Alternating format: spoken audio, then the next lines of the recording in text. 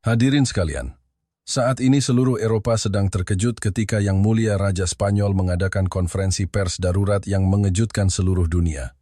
Indonesia adalah guru yang harus kita pelajari. Kita terlalu sombong.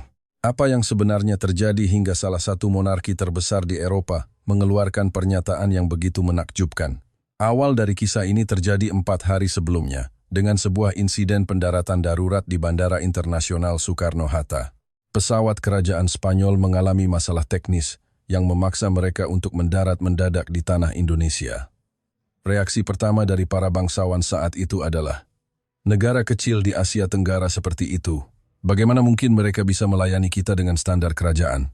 Namun, 72 jam kemudian, pemikiran mereka berubah 180 derajat. Kantor berita di seluruh dunia, mulai dari BBC, Reuters, hingga Al Jazeera, bergegas menuju Jakarta, dan para pemimpin negara Eropa mengadakan pertemuan darurat. Apa yang terjadi selama 3 hari itu? Nama saya Carlos Martinez, Kepala Rumah Tangga Kerajaan Spanyol. Saya telah mengabdi pada Yang Mulia selama 25 tahun. Tetapi seumur hidup saya belum pernah seterkejut ini. Sekarang, Anda akan mendengar kisah luar biasa itu langsung dari mulut saya. Selamat pagi, saya Carlos Martinez, Kepala Rumah Tangga Kerajaan Spanyol. Selama 25 tahun terakhir, saya telah mendampingi Yang Mulia Raja ke seluruh penjuru dunia, baik itu Eropa, Timur Tengah, maupun benua Amerika. Saya telah merasakan berbagai macam sambutan dan menginap di hotel, serta menggunakan layanan bandara yang konon terbaik di dunia. Namun, pemandangan yang saya saksikan di Bandara Soekarno-Hatta, hari itu telah mengguncang seluruh pengalaman saya selama 25 tahun. Peristiwa ini dimulai di atas pesawat kerajaan yang berangkat dari Madrid menuju Tokyo. Itu adalah kunjungan kenegaraan resmi bersama Yang Mulia Ratu dan 6 orang penasihat. Semua jadwal telah direncanakan dengan sangat teliti, termasuk jamuan makan malam dengan Kaisar Jepang. Saat pesawat melintasi wilayah udara kawasan ini, tiba-tiba pesawat bergetar hebat. Kapten mengumumkan keadaan darurat. Sistem hidrolik mengalami masalah serius dan pesawat harus mendarat di bandara terdekat secepat mungkin. Bandara terdekat adalah Jakarta, yang hanya berjarak 40 menit penerbangan. Sementara itu, Bandara Haneda di Tokyo masih 1,5 jam lagi, dan Osaka lebih jauh. Mempertimbangkan kondisi pesawat, Jakarta adalah satu-satunya pilihan. Ketika saya melaporkan situasi ini kepada Yang Mulia, raut wajahnya tampak tegang. Salah seorang penasihat menunjukkan ketidaksenangannya dengan jelas. Citra Indonesia di mata kami saat itu adalah sebuah negara di Asia yang mungkin unggul dalam pariwisata dan kuliner, tetapi bukan negara yang memiliki prestis yang cukup untuk dikunjungi secara resmi oleh keluarga kerajaan Eropa. Namun, kami tidak punya pilihan lain. Keselamatan adalah yang utama. Kejutan dimulai bahkan sebelum pesawat mendarat. Suara dari menara kontrol lalu lintas udara Bandara Soekarno-Hatta terdengar dalam bahasa Spanyol yang sempurna. Biasanya, dimanapun kami berada di Eropa, komunikasi dalam bahasa Inggris adalah standar. Tapi ini adalah bandara di Asia yang berkomunikasi dalam bahasa Spanyol, bahkan dengan aksen Kastilia standar. Proses pendaratan darurat berlangsung sangat cepat dan mengagumkan. Landasan pacu segera disiapkan. Mobil pemadam kebakaran dan ambulans telah siaga. Pendaratan begitu mulus, sulit dipercaya ini adalah pendaratan darurat akibat kerusakan sistem hidrolik. Saat pintu pesawat terbuka dan kami melangkah ke Garbarata, saya hampir tidak percaya dengan apa yang saya lihat. Di sepanjang Garbarata, lebih dari 15 petugas berjas rapi berbaris menyambut. Semua orang membungkuk hormat sambil menyapa dalam bahasa Spanyol yang fasih. Seorang pria Indonesia yang berdiri di barisan depan memperkenalkan dirinya dalam bahasa Spanyol yang sempurna. Dia adalah kepala tim protokol khusus Bandara Soekarno-Hatta dan pernah menjadi diplomat di Madrid selama 7 tahun. Aksennya seperti orang Madrid asli, bahkan penggunaan istilah-istilah kehormatan pun sempurna. Sebuah layanan penyambutan khusus telah disiapkan untuk Yang Mulia. Di atas kursi roda mewah, terpasang lambang kerajaan Spanyol. Saya bertanya-tanya bagaimana mereka bisa menyiapkan semua ini tanpa pemberitahuan sebelumnya tentang pendaratan darurat. Hal yang lebih menakjubkan menyusul. Minuman selamat datang yang disajikan adalah air kelapa muda segar dalam batok kelapa yang diukir dengan indah, disertai dengan kue lapis legit yang ditata dengan sangat artistik, salah satu hidangan penutup khas Indonesia. Persiapan yang begitu detail ini membuat kami sangat terkesan. Saat berjalan menuju jalur VIP, kejutan terus berlanjut. Dinding koridor dihiasi dengan foto-foto karya seni dan arsitektur Indonesia yang megah, mulai dari relief Candi Borobudur hingga motif batik yang rumit, membuat kami merasa seolah sedang berjalan di sebuah museum seni mini Indonesia. Proses imigrasi lebih cepat dari yang pernah kami alami. Bahkan di area VIP yang disiapkan khusus, petugas menyapa dengan sopan dalam bahasa Spanyol. Pemeriksaan paspor memakan waktu kurang dari 2 menit, lebih cepat daripada di Bandara Barajas di Madrid. Saat itu, sebuah tawaran tak terduga datang. Tim medis yang telah siaga menawarkan pemeriksaan kesehatan awal, dengan alasan kami semua mungkin terkejut akibat insiden pendaratan darurat.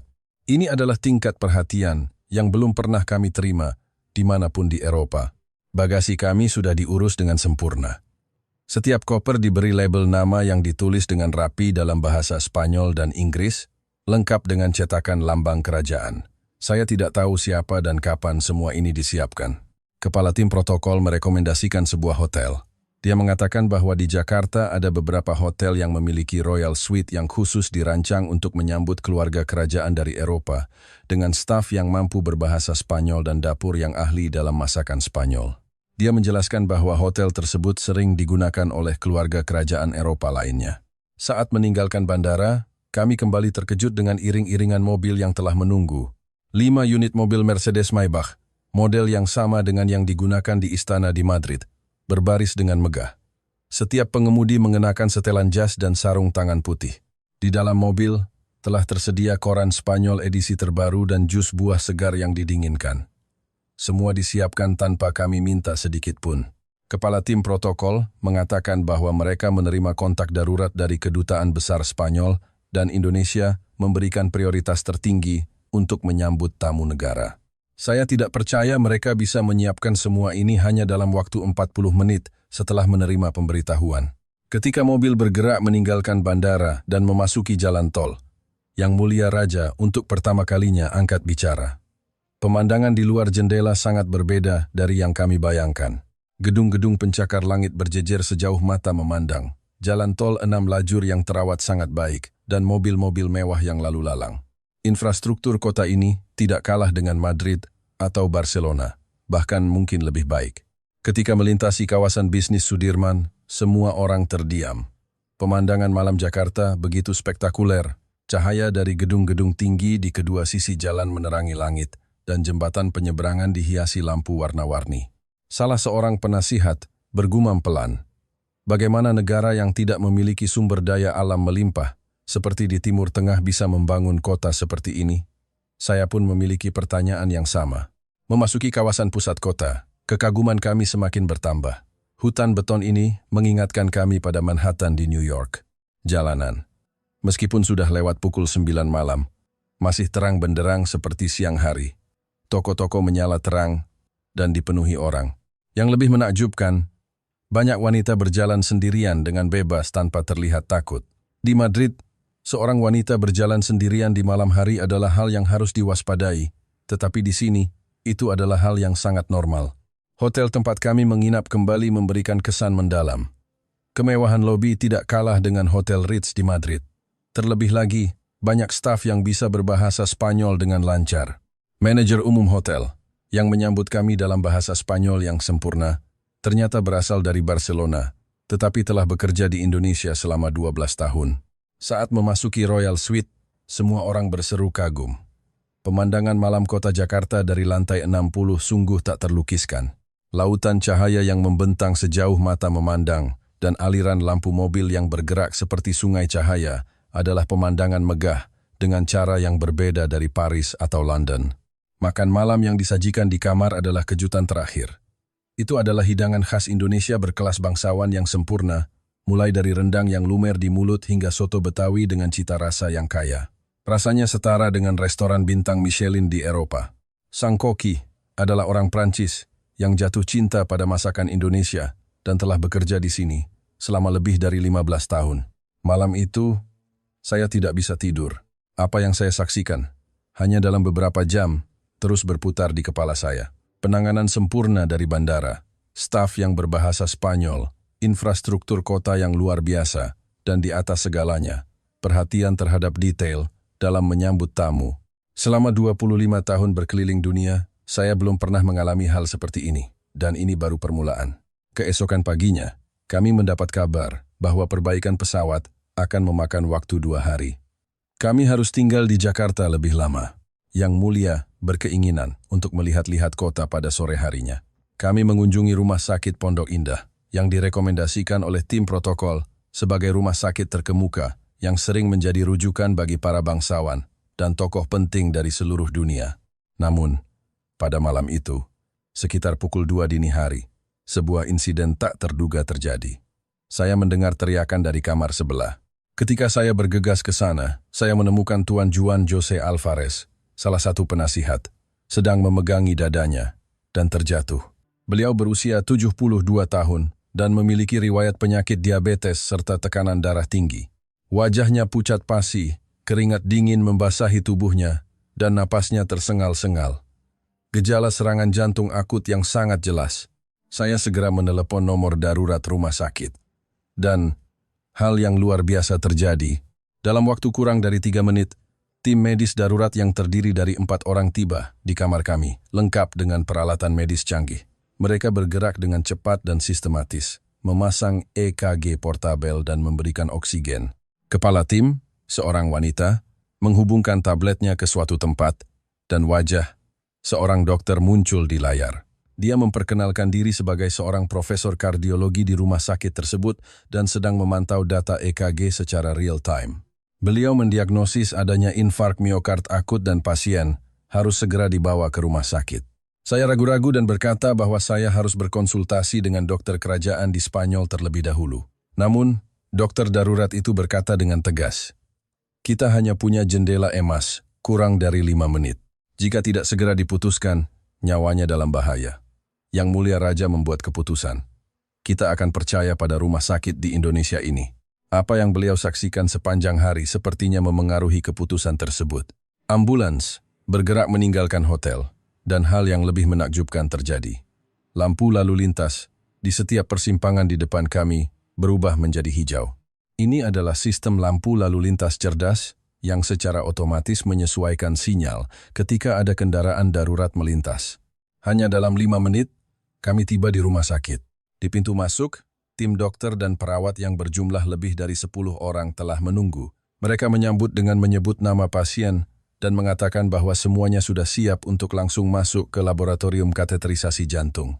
Sang profesor, yang ternyata pernah menempuh pendidikan lanjutan di Johns Hopkins di Amerika Serikat, menyambut kami secara pribadi.